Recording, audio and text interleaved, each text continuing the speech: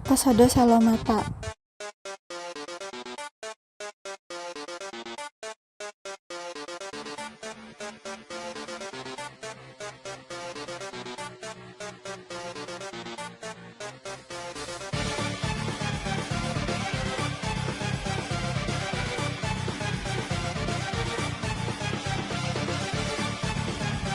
Yang pertama ada asal-usul kelompok hewan. Pada awal pengelompokan makhluk hidup, semua hewan itu baik yang uniseluler maupun yang multiseluler dikelompokkan dalam kerajaan hewan atau Regnum Animalia.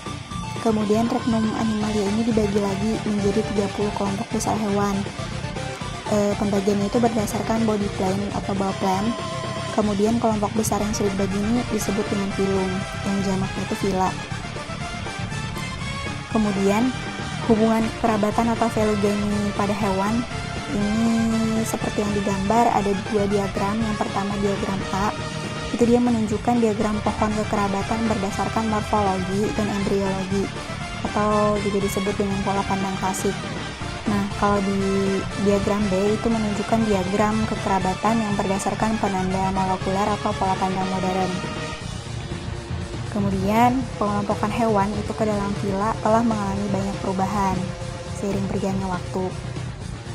Pada biologi klasik, itu biasa kita mengenal pengelompokan hewan berdasarkan rongga tubuh yang disebut dengan xylem. Fila hewan yang jumlahnya lebih dari 30 tadi dikelompokkan kembali menjadi 3 kelompok besar, yaitu yang terdiri dari Asalamata atau tidak berongga, Pseudosalamata atau berongga semu, dan Salamata itu berongga. Anggapan para ilmuwan dahulu itu evolusi makhluk hidup ini secara garis besar bisa dilihat dari bentuknya, dari terbentuknya xylem saat perkembangan embrio yang tak berongga itu kuno, lalu terjadi sedikit perubahan dan timbul makhluk yang berongga, dan terakhir barulah timbul hewan yang berongga tubuh sejati. Anggapan ini sudah sesuai dengan pandangan para ahli zaman dahulu yang cenderung memasukkan filsafat, supernatural atau keagamaan itu ke dalam ilmu pengetahuan alam, yaitu pola pikir, skala nature, atau tangga alam. Dalam perspektif ini, makhluk hidup itu berevolusi dan berubah sesuai dengan tingkat kerumitan strukturnya, dari yang sederhana kemudian menjadi yang rumit secara perlahan-lahan. Pseudosalamata. Pseudosalamata itu adalah organisme dengan rongga tubuh yang bukan berasal dari mesodon, seperti pada salam sejati atau rongga tubuh. Pseudosalamata itu punya rongga berisi cairan yang di antara dinding tubuh dan usus, tapi dia tidak terbentuk dalam mesodon, juga tidak berakhir sepenuhnya tertutup oleh mesodon. Rongga ini sering ditafsirkan sebagai sisa perkembangan dari blastosol, yaitu rongga berisi cairan dari tahap blastula embrio.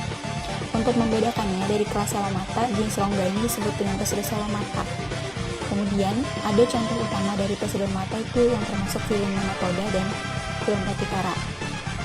Di sini ada beberapa poin yang harus diketahui. Yang pertama adalah hewan ini memiliki rongga tubuh atau pseudoxylem yang tidak sepenuhnya dilapisi dengan mesodon. Kemudian poin kedua, bentuk tubuh itu dia tabung dan tabung. Yang ketiga, kategori ini juga terdiri dari sebagian besar cacing. Kemudian poin keempat, dia memiliki salam sejati dilapisi dengan peritoneum mesodermal. Dan hewan salamata ini tuh kebanyakan adalah cacing tanah. Pada slide ke-7 ini bisa dilihat gambar yang berisikan dengan struktur dari hewan, salah satu hewan dari Pseudosalamata. Ukurannya di sini kurang lebih 1 mm. Kemudian kita masuk ke filum Rotifera.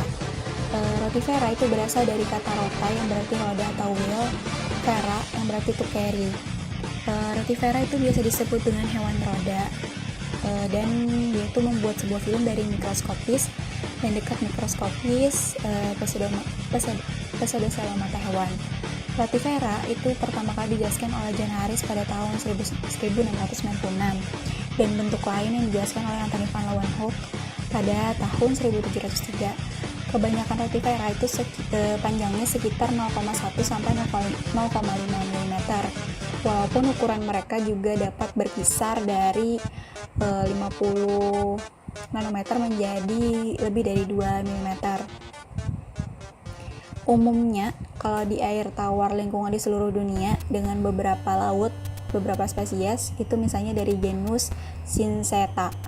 Nah, rotifera memiliki daerah kepala yang khas dengan ratusan silia yang bekerja bersamaan untuk menciptakan arus air yang mengarahkan partikel makanan itu biar masuk ke dalam mulut.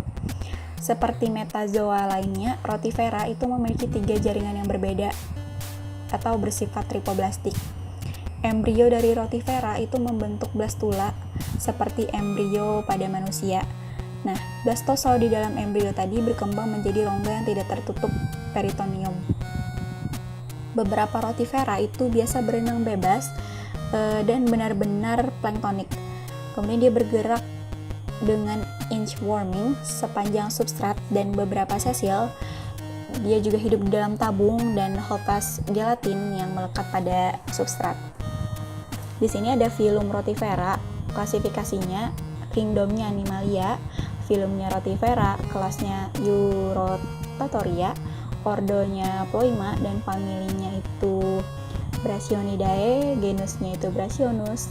Di sini kami ambil spesiesnya itu Brachionus plicatilis. Sekitar 25 spesies kolonial, misalnya seperti Sinanthera semibulata, itu baik sesil atau plankton. Rotifera itu merupakan bagian penting dari zooplankton di air tawar karena dia menjadi food source dengan banyak spesies juga yang berkontribusi terhadap dekomposisi bahan organik tanah. Sebagian besar spesies rotifera itu kosmopolitan, tetapi ada juga yang beberapa endemik spesies seperti Spalodella vittata di Danau Baikal. Kemudian untuk ciri-ciri dari rotifera akan dijelaskan. Di sini Phalanx rotifera itu merupakan salah satu anggota dari Psilocyomata dan beberapa cirinya ada sebagai berikut. Yang pertama, ada anggotanya rata-rata berukuran mikroskopis yaitu sekitar 50-500 mikron. Ukuran paling besarnya itu pernah dijumpai sepanjang 3 mm. Poin kedua, pada ujung anterior atau lobus terdapat sekelompok silia yang tersusun dalam 2 baris. Biasanya terdapat dalam lingkaran yang disebut dengan korona. Gerakan silia yang tidak serentak tadi atau tidak bersamaan, kemudian ada juga gelombang yang terjadi akibat gerakan yang sangat membantu dalam menentukan rotasinya.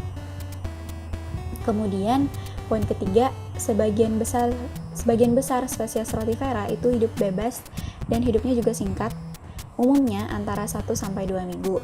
Beberapa rotifera ada yang parasit dan ada juga yang avertebrata, terutama itu ada arthropoda dan annelida. Kemudian poin keempat itu ada organ kelamin jantan dan betina, dia terpisah dan reproduksinya itu dapat secara seksual dan parthenogenesis. Kemudian untuk klasifikasi rotifera, ini dalam taksonomi hewan itu rotifera di dalam 3 kelas, yaitu ada Caesonidea, Bdelloida, dan Monogononta. Yang pertama itu ada kelas Caesonidae. Anggota dari kelas ini hidup sebagai ektoparasit pada krustasea laut. Spesiesnya itu memiliki korona yang seringkali mereduksi ukurannya. Reproduksi ini dilakukan secara generatif dan individunya itu diesis. Kemudian ada kelas Bdelloida. Semua anggota dari kelas Bdelloidea ini hidup bebas dan aktif, dan dia juga merupakan spesies yang sesil tapi bukan parasit. Sebagian besar anggotanya itu ada omnivora, koronanya juga berkembang baik dan biloba. Kemudian reproduksinya itu dengan cara parthenogenesis. Individu jantan itu dia tidak pernah terlihat. Dengan demikian, seluruh anggota kelas ini adalah betina. Untuk anggota kelas Bdelloidea, umumnya tinggal di lingkungan yang kurang baik atau ekstrim, misalnya seperti lingkungan yang sangat dingin, dehidrasi, dan suhu yang tinggi. Beberapa spesies yang mengeluarkan sekret seperti gelatin untuk melindungi tubuh dari lingkungan yang kurang baik. Kemudian ada kelas Monogononta. Sebagian besar rotifera itu masuk ke dalam kelas Monogononta. Di dalamnya itu terdiri dari spesies yang hidup bebas dan juga sesil. Rotifera yang sesil pada umumnya ditemukan menempel pada tumbuhan makroskopis seperti algae filamen, atau dia menempel pada tabung dari rotifera sesil dari spesies yang sama atau bisa juga dari spesies yang berbeda. Pada beberapa spesies sesil, koronanya itu dapat digunakan untuk mengumpulkan partikel-partikel makanan. Tapi pada spesies yang lain, silia pada koronanya itu sangat jarang, bahkan itu tidak ada. Namun dia punya duri atau spina yang panjang mengelilingi struktur berbentuk korona yang terdapat di bagian ujung anterior tubuh.